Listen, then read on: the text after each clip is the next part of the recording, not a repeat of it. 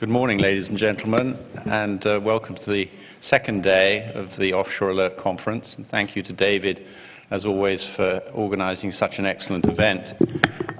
We're going to talk about a small island economy that has been devastated partly by its own actions and partly by actions of outsiders who we believe were thoroughly well-intentioned but perhaps failed miserably.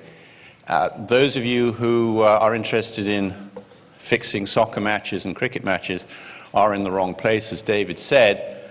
I did talk to a good friend and colleague just before we came in and said, I assume you're going to the sports fixing session because talking about collapsing small offshore financial centers is boring. And he said, no, I'm coming to yours because I know how to fix a sports match. So that perhaps is encouraging. Today we are very, very lucky and fortunate to have an extremely solid and experienced panel of speakers, all of whom I know personally and professionally very well, two of whom have sat on the board of the Cayman Islands Monetary Authority with me a number of years ago before we moved on to greater and better things. And we're going to look at an example of what can happen to a small offshore financial center when it gets buffeted by the winds of a financial crisis, partly from the outside and partly from the inside.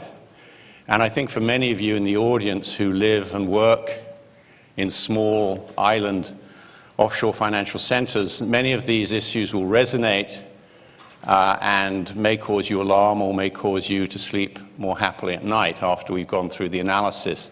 The three speakers we have, in addition to myself, are, starting from the right, the piratical-looking gentleman, which many of you may know, is Dr. Richard Rahn. He is an economist based in Washington, D.C. Next to him is Dr. Warren Coates. Notice the doctors in front of all these names. These are not doctors of medicine. They're usually PhDs in economics. Is Dr. Warren Coates, who is formerly with the IMF and is now a private consultant and has many years of experience in setting up and solving banking system crises, and he's spent a fair amount of the last few years being helicoptered into places like Iraq and Afghanistan and parts of East Africa, so delightful places that need banking systems. He's not willing to tell you about the cash being dropped in Afghanistan, however, at the moment. Next to Warren is Gonzalo Jalles, who is a dyed-in-the-wool private sector banker with years of experience. I will leave it to him to mention and advertise the names of the banks he's worked for over the past 25 years. He is currently the Chief Executive Officer of Cayman Finance, which is the private sector lobbying group that exists to present the position of the private sector in Cayman and internationally.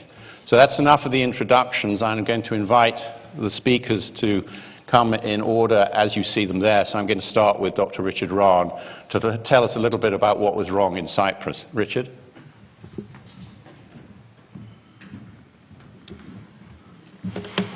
Well, since Tim didn't do it, you need a proper introduction for me. I used to be the Vice President Chief Economist of the U.S. Chamber of Commerce, but I've actually run real businesses and been an entrepreneur, and now I'm a senior fellow at the Cato Institute. Next time, Tim, can you get this down right? Now, the next speaker after me is Warren Coates, my old friend and colleague. And Warren has a good number of slides, and he had sent us over his slides beforehand, and it was obvious that he would exceed his time limit. And so we had a little debate back and forth about this. So actually, I agreed to give him some of my time, so I will be much shorter than the others. I gave him time in exchange for him paying for dinner last night. And I'm a market-oriented economist. Also, I used to be a professor, and we were taught early on that the average college student has a span of concentration of about 20 minutes. This declines as you get older. Looking at this audience, I've determined the span of concentration is likely to be about 7 minutes. So that's all I will go. And the stuff that Warren does afterwards will largely be irrelevant because none of you will recall it. up half of that time already. Let us first start off a little bit about the problem with Cyprus. It's bloated government. I'm sure you've never seen this any other place like the U.S., the U.K., the EU, most of the world. But my task was really very simple. It was, how did Cyprus get in trouble?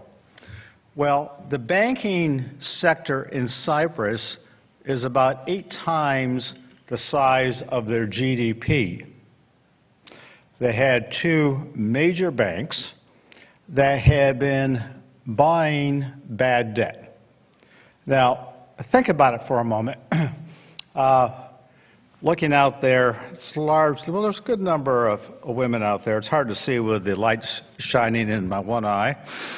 But there have been studies that have shown that for a middle-aged male, that having 1 drink, glass of wine a day